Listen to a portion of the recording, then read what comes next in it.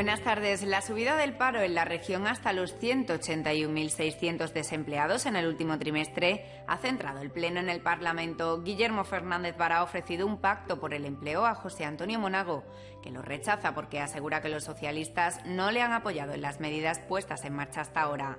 Desde el Gobierno se reconoce que los datos son malos y anuncian 5 millones de euros para parados de larga duración. Titulares. Pleno centrado en los datos del paro. El Gobierno insiste en que hay que hacer reformas estructurales y anuncia 5 millones para ayudas a empresas que contraten parados de larga duración. Los socialistas piden más empleo público e Izquierda Unida más inversión. El Gobierno negocia para recuperar los 10 millones de euros invertidos en el proyecto de la refinería Balboa, según asegura José Antonio Monago. Pedro Escobar pide que el dinero se recupere pronto para destinarlo a prestaciones sociales. Conocemos los secretos de Tejiendo el Tiempo, la exposición que decora el patio noble del Parlamento. Su autora, Lourdes Méndez Germain, nos cuenta todas sus claves. Los 181.000 parados que Extremadura ha registrado en el primer trimestre del año centran el Pleno. El aumento es de casi 8.000 personas respecto al último trimestre de 2012 y sitúan a nuestra región con una tasa del 35,56% de paro, la segunda mayor del país. Guillermo Fernández Vara ha propuesto un pacto por el empleo al presidente extremeño. José Antonio Monago lo rechaza porque asegura que los socialistas nunca le apoyan y confía en las reformas estructurales de su gobierno. Muchas gracias, señor presidente. Dice Guillermo Fernández Vara que desde que gobierna José Antonio Monago hay casi 70.000 parados más en Extremadura y pregunta al presidente qué piensa hacer para solucionarlo. Además le ofrece un pacto por el empleo. ¿Piensa hacer algo o estamos condenados, resignados a lo que el futuro nos quiera deparar? Espero que ahora con 181.000 parados podamos ponernos de acuerdo respecto a si hay algo que hacer con el empleo. Yo le vuelvo a ofrecer un gran acuerdo, señor Monago, por el empleo y por la recuperación. Así que ahí tiene mi mano si la quiere coger, señor Monago, y si no, usted asuma la responsabilidad. Monago reconoce que los datos del paro son malos, aunque asegura que porcentualmente la subida es menor que en años anteriores y rechaza el ofrecimiento del pacto para el empleo que le hace Fernández Vara. Monago asegura que no ha encontrado apoyo socialista en medidas como el plan de autónomos o el de las mujeres emprendedoras. Aquí ha habido, de verdad, un dato negativo en este primer trimestre del año en la EPA, un incremento del 4,55 respecto al trimestre anterior, la menor subida porcentual desde el 2009. Y son malos, pero estamos trabajando. Aquí hemos hablado de una estrategia, por ejemplo, para fomentar a las mujeres empresarias. Ni una palabra del Grupo Socialista. Si es que yo no cuento con usted, porque usted siempre está enfrente. El presidente califica de ibuprofeno la propuesta socialista de crear empleo público para frenar el paro e insiste en que son necesarias reformas estructurales. Las cifras del paro protagonizaron más de una intervención de los diputados. Este era el momento en el que Víctor Casco, de Izquierda Unida Verdes y Ex, explicaba que se había escrito los datos en un folio para tenerlos siempre presentes. Creo que los 65 diputados que estamos aquí tendríamos que hacer lo mismo y esta cifra tenerla presente siempre y decirle al Gobierno que son responsables de 181.600 parados. Volvió a hacerlo en varias ocasiones e incluso Fernando Manzano le retiraba el turno de palabra por salirse del tema que estaba defendiendo. Mismo folio enseñaba a los socialistas, en los pasillos valoración de los populares. Reconocen que los datos son malos y recuerdan la herencia socialista. Estábamos como un avión en forma de paro que iba en caída libre y que este Gobierno tiene la obligación, porque es su responsabilidad, de detener. Según los populares, se están haciendo reformas, pero no se pueden pedir milagros. El Gobierno confía en que sus políticas den fruto, como asegura, ha hecho el plan de parados de larga duración. La vicepresidenta Cristina Teniente ha anunciado 5 millones de euros para empresas que contraten a este tipo de desempleados.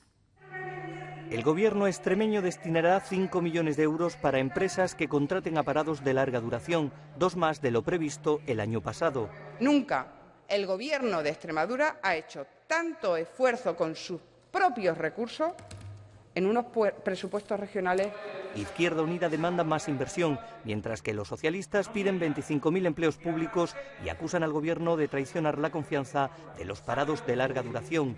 Cuando se comprometieron a solucionar sus problemas, Y hoy lo que tenemos, o un año después lo que tenemos, son 31.800 más de los que había cuando ustedes dijeron que iban a buscar solución. Alguien tiene que tomar las riendas. Hay sectores públicos en los que es posible invertir, en los que es posible actuar de palanca, y no se hace. Teniente subraya los resultados del plan de parados de larga duración en 2012, con 2.200 contratos en ayuntamientos y 1.800 en empresas, algo que aplauden los populares. Ojalá pudiéramos haber utilizado el Fondo Social Europeo para dotar financieramente más a este programa, pero no ha podido ser porque los señores del Partido Socialista lo sobreejecutaron en un 44%. La vicepresidenta recuerda además que nuestra región recibirá 3 millones de euros adicionales del Estado por la eficiencia en políticas de empleo. Por su parte, los socialistas sacan adelante, con el apoyo de Izquierda Unida, una propuesta para que el Gobierno firme con las entidades financieras de la región un convenio que facilite crédito a los autónomos, en concreto a aquellos que están pendientes de pago por parte de la Administración y que, según los socialistas, tardan 150 días en cobrar. Los populares han votado en contra, afirman que la deuda con proveedores que dejaron los socialistas superaba los 500 millones de euros y que ahora se ha reducido a 53.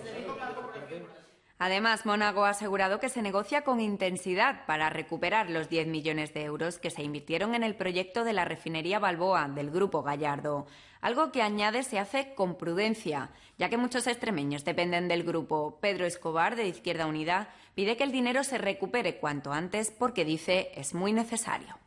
Esos 10 millones de euros de capital público han de ser devueltos, han sido reclamados. Tenemos que conciliar todos los intereses para, no perdonando lo que es del pueblo extremeño, al final no consigamos con una acción no meditada pues un efecto que sea doblemente negativo. Señor Monago, creo que no hay nada que negociar. Si ese dinero está, lo necesitamos y tiene que volver. Y otra cosa será cómo desde el Gobierno extremeño o del Gobierno de la Nación se ayuda al mantenimiento, al sostenimiento de las dificultades que pueda tener puntualmente el señor Gallardo. Además, por unanimidad se ha dado luz verde a la Ley de Gobierno Abierto de Extremadura. Los grupos destacan que será una referencia en transparencia, colaboración y participación en España y que permitirá que los extremeños, entre otras cosas, puedan conocer los ingresos de los cargos públicos o los contratos de la Administración. Una imagen de consenso que no ha estado exenta, como van a ver ahora, de rifirrafes y acusaciones en el debate previo a la aprobación de la norma. Fue, de hecho, el momento más tenso del Pleno. Se convierte en papel mojado, se convierte en palabras huecas, porque con 181.000 extremeños o somos capaces de sentarnos para hacer política o no merece la pena de que estemos aquí. Las cuentas ocultas del PP que no querían enseñarnos, esa es la transparencia del Partido Popular. ¿Qué es lo que ocurrió en Feval? ¿Qué es lo que ocurrió con los ERE en Andalucía concretamente? ¿Por qué utilizaban el dinero de todos los parados en drogarse con cocaína? Izquierda Unida y el Partido Socialista están utilizando lo que es la unidad, lo que ha sido el esfuerzo, como instrumento de retorsión y como instrumento de contradicción y de combate político. Señorías, es una vergüenza. La oposición pide al Gobierno que cree un servicio de asesoramiento y mediación para familias afectadas por desahucios hipotecarios, algo que no apoyan los populares porque entienden que la Administración no debe intervenir en un contrato privado. Mismo recuento de votos para otra propuesta que insta al Ejecutivo regional a paralizar los desahucios de viviendas sociales y eximir del pago de alquiler a las familias con todos sus miembros en paro. Acuerdo unánime para instar a la Junta a poner en marcha un programa experimental de promoción de la caza con arco, una modalidad que, según los tres grupos, atraería turistas nacionales e internacionales y crearía empleo en el entorno rural.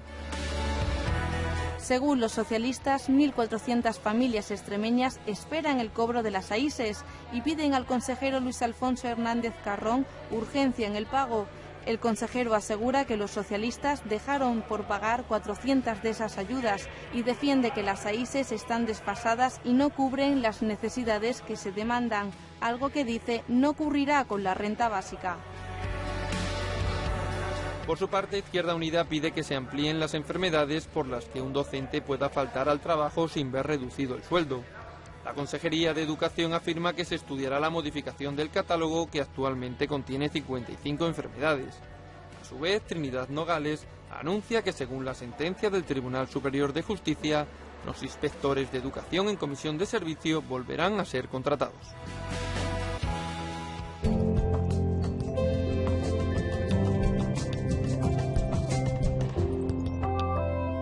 Continúa adelante el proyecto de regadíos en Tierra de Barros. Se estima que costará unos 144 millones de euros que cofinanciarían la Junta y la comunidad de regantes que se cree en la zona. Las solicitudes ya superan las 15.000 hectáreas disponibles, según ha informado en comisión el Gobierno. Las solicitudes para el proyecto de regadío en Tierra de Barros ya superan las 15.000 hectáreas disponibles, que se regarán con el agua liberada de los embalses de Alange y Villalba. Según el director general de Desarrollo Rural, ahora habrá que determinar cuáles de esas hectáreas pueden ser regables. Aunque pueda parecer que el número de hectáreas ya es suficiente para las 15.000 que se pueden regar, no es cierto, porque hay algunas zonas que están muy dispersas y nosotros lo que necesitamos es una mancha muy homogénea para poder determinar la zona regable. Los socialistas piden que el proyecto, previsto desde 1999, se haga realidad cuanto antes. Estamos convencidos que este proyecto de este tipo para sectores estratégicos en nuestra región como el viñedo y el olivar son importantes. La inversión será de unos 144 millones de euros y podría cofinanciarse al 50% entre Gobierno y comunidad de regantes. El coste por hectárea para estos últimos sería de entre 8.800 y 10.400 euros. Si se financia a 25 años, supondría unos 600 euros anuales. En energía, el Gobierno trabaja para que la planta de biomasa ENCE en Mérida sea una realidad. Entre las acciones, según el director general de Incentivos Agroindustriales, el asesoramiento y acompañamiento al promotor o la petición al Ministerio para que este tipo de plantas puedan acogerse a primas adaptadas al IPC normal, así como el recurso de inconstitucionalidad contra la eliminación de primas. Los socialistas piden más presión en Madrid y proponen que se derogue la ley de medidas fiscales del sector energético. Los populares lo rechazan porque dicen que es necesario para ordenar el sector. ¿Qué estamos escuchando? Ha habido otros asuntos de interés que les contamos a continuación. Extremadura prevé ejecutar los 1.580 millones de euros para el Programa Operativo Regional del FEDER 2007-2013. Algo que podrá hacer hasta 2015, según aseguraba en comisión la directora general de Financiación Autonómica. Los socialistas piden que se firme un acuerdo con el Gobierno central y Bruselas para reprogramar estos fondos y destinar mayor cuantía a la liquidez de las empresas. El Gobierno lo rechaza y garantiza que el nivel de ejecución de los FEDER es adecuado. Los socialistas acusan al Gobierno extremeño de tener un preacuerdo con la empresa a la que se adjudicarán los vuelos en la región. Y aunque no dan nombres, consideran que no pedir un número mínimo de vuelos y puntuar la disposición de autobuses muestra que está diseñado para una empresa concreta. Izquierda Unida apoya la huelga educativa prevista para el 9 de mayo, según ha trasladado Víctor Casco al secretario general de la Federación de Enseñanza de Comisiones Obreras. Además, se ha reunido con la federación que aglutina a las asociaciones de padres de alumnos en Extremadura, FREAPAS, y ha anunciado que pedirán al Gobierno regional que firme un convenio con el Ministerio para restaurar la gratuidad de los libros de texto en calidad de préstamo y el transporte escolar para la enseñanza posobligatoria. La oposición denuncia que el SEPAD ha dejado fuera del sistema de dependencia a 509 mayores. La directora gerente, Cristina Herrera, afirma que estos expedientes tienen un retraso moderado y están siendo asistidos por trabajadores sociales hasta que se puedan ejecutar en 2014. Por su parte, el director general de Salud Pública garantiza que se continúa trabajando en el Plan Integral de la Diabetes. Los grupos registran sus conclusiones sobre la comisión de investigación de FEVAL. Socialistas e Izquierda Unida no las han hecho aún públicas. Los populares, por su parte, las han resumido en un comunicado en el que concluyen que los máximos responsables de las supuestas irregularidades contables, de fragmentación de contratos y tratos de favor fueron el expresidente de la Junta, Guillermo Fernández Vara, y el exdirector de FEVAL, José Luis Viñuela. Todas esas conclusiones se votarán y enmendarán en comisión. Cambiamos de asunto. Esta semana ha sido noticia la nueva sede de UGT en Mérida, que se inaugurará el lunes por su secretario general. Según un diario nacional, el concurso para conseguir el terreno donde está el edificio se recalificó sin pasar por el Pleno. Los hechos sucedieron cuando el diputado socialista Miguel Bernal era líder de ese sindicato en la región. Los servicios jurídicos del Consistorio de Mérida estudian emprender acciones legales contra el procedimiento de contratación de la nueva sede de UGT en Mérida, ya que dicen el procedimiento de adjudicación de los terrenos podría haber sido un traje a medida. Por su parte, los populares piden la dimisión del exlíder del sindicato y ahora diputado socialista Miguel Bernal, si se confirma que fue él quien pidió al ayuntamiento un cambio en las bases para la adjudicación de esos terrenos. Si estos datos son ciertos y son reales, el señor Fernández Vara está tardando en destituirlo o que el propio diputado dimita. Guillermo Fernández Vara responde que vayan a los tribunales si piensan que hay irregularidades. Si te cree que hay irregularidades, que se vayan juzgados. Lo que sí digo que acostumbro a no comentar desde el momento en el que he comprobado hasta qué punto no se suele contar la verdad. Bernal ha declinado hacer declaraciones. La semana que viene comienza con la comparecencia de la consejera de Educación en la Comisión de Educación y Cultura. Trinidad Nogales informará sobre las primeras evaluaciones de los alumnos del plan de la ESO para desempleados de 18 a 25 años. Y en la Comisión de Salud y Política Social se elaborará el informe al proyecto de ley de renta básica. El martes, mesa de la Asamblea y Comisión de Asuntos Europeos. La semana parlamentaria finaliza el viernes con la elaboración del dictamen al proyecto de ley de la renta básica.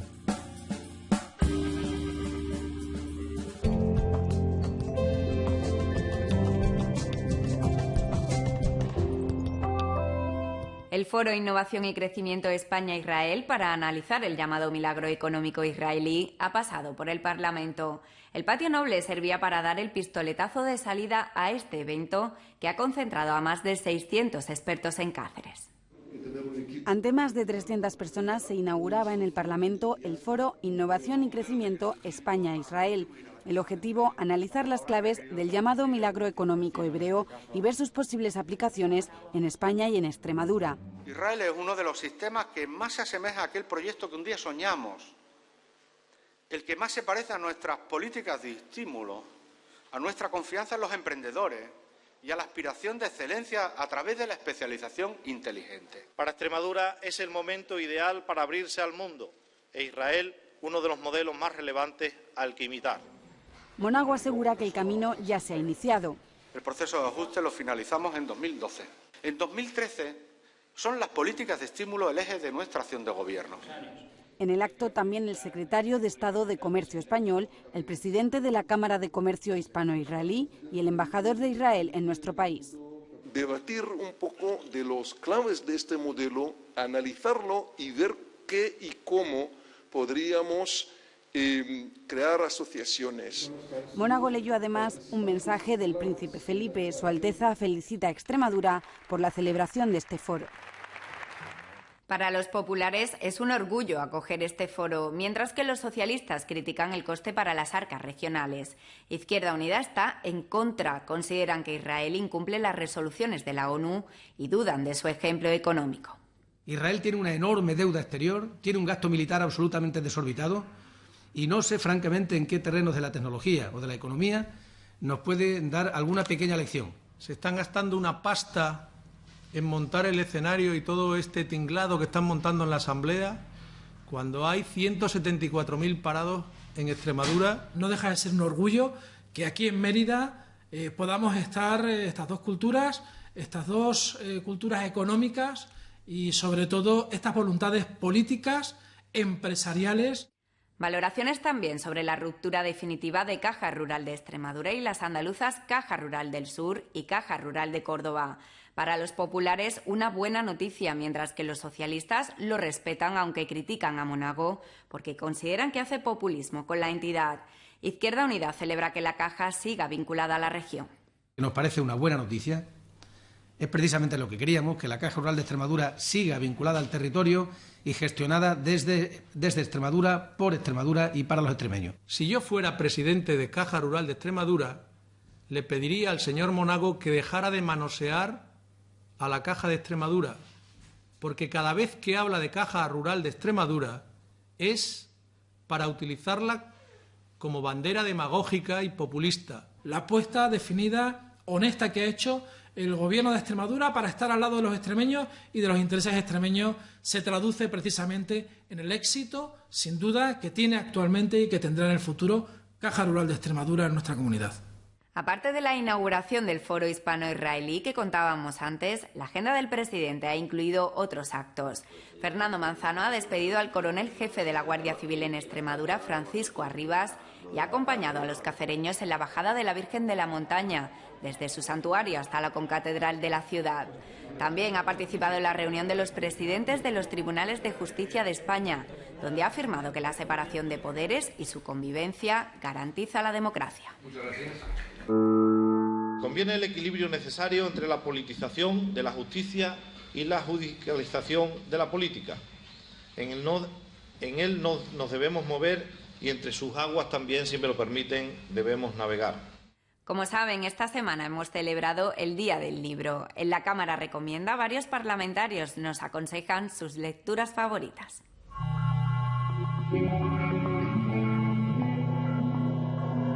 Cualquier libro de literatura, y sobre todo si estamos hablando de los clásicos universales o los clásicos españoles, merece la pena. Pero yo me quedaría, si tuviera que elegir, con uno, el Juan de Mairena de Antonio Machado, porque revela sobre todo una enorme y bella concepción ética de la sociedad y del mundo. El libro que yo creo que más me ha gustado y que habrá que esperar mucho a que me guste otro tanto es 100 años de soledad, de Gabriel García Márquez. Y yo creo que es el libro redondo, el más redondo de todos los que se han escrito, y desde luego tiene una magia que engancha mucho, y yo creo que esos son los dos elementos más importantes del libro para cualquiera que quiera leerlo. El libro que os puedo recomendar son tantos, en realidad, pero me quedaría con dos: Macbeth y El Principito. Macbeth porque es una intriga, te hace una intriga palaciega, que te hace ahí meditar un poquito. Y El Principito porque lo puedes aplicar a cualquier etapa de tu vida y cada vez tienes una lectura distinta. Aún pueden disfrutar en el Patio Noble de la exposición Tejiendo el Tiempo, de Lourdes Méndez Germain.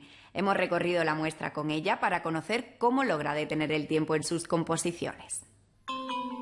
Sus tonos metálicos y distribución recuerdan a un engranaje captado en movimiento. Esta composición, basada en la multiplicación de elementos utilizando herramientas digitales, es la clave para entender Tejiendo el Tiempo, la obra de Lourdes Méndez Germain, una de las artistas más innovadoras de la región, que por primera vez expone en la Asamblea. A partir de un elemento muy pequeño, todas van saliendo una detrás de otra, como una especie de mutaciones, es como una especie de reproducción, es como el origen de la vida. Tenemos unas células que se reproducen y van creando por distorsión, por modificación, otro tipo de órganos o de elementos. Aquí estamos trabajando con números, en realidad, con números y con luz. Las secuencias de la creación digital es otro lenguaje simplemente. A través de imágenes creadas por ordenador o pintadas a mano, se recoge la evolución pictórica de esta profesora de Bellas Artes de Cáceres, empeñada en capturar el tiempo, representar la identidad y la sociedad actual. Esta secuencia de agujeros negros, realizados también bajo la repetición, da cuenta de ello. Tal el atropello de información, tal el atropello de noticias desagradables diarias, una detrás de otra, que era un poco decir, quiero parar esto, quiero... esto es un círculo vicioso, esto no para. Además pueden verse obras como Hipopótamo en la cabeza, que nació, dice, del azar, y otras como esta que da título a la exposición, cuyos detalles, pintados a mano, atrapan al espectador. Es como un entramado que va creciendo, que te va atrapando, que se podía salir de ese propio lienzo, que si el papel, el formato fuera mayor, seguiría creciendo, como si fueran esporas, como si fueran células que siguen reproduciéndose. Una mezcla de técnicas, formatos y lenguajes pictóricos que pretende no dejar indiferente a nadie y que podrá verse hasta final de mes. Nos vamos con imágenes de otra exposición, Arte Internacional del siglo XX, colección Brownstone, en la Fundación Mercedes Calles y Carlos Ballestero de Cáceres. Pueden volver a vernos en nuestra web y tienen más información en la página del Parlamento, su canal de YouTube y sus perfiles de Facebook y Twitter. Volvemos el sábado, pero con cambio de hora. Será después del informativo y el tiempo sobre las 3 menos cuarto. Buen fin de semana.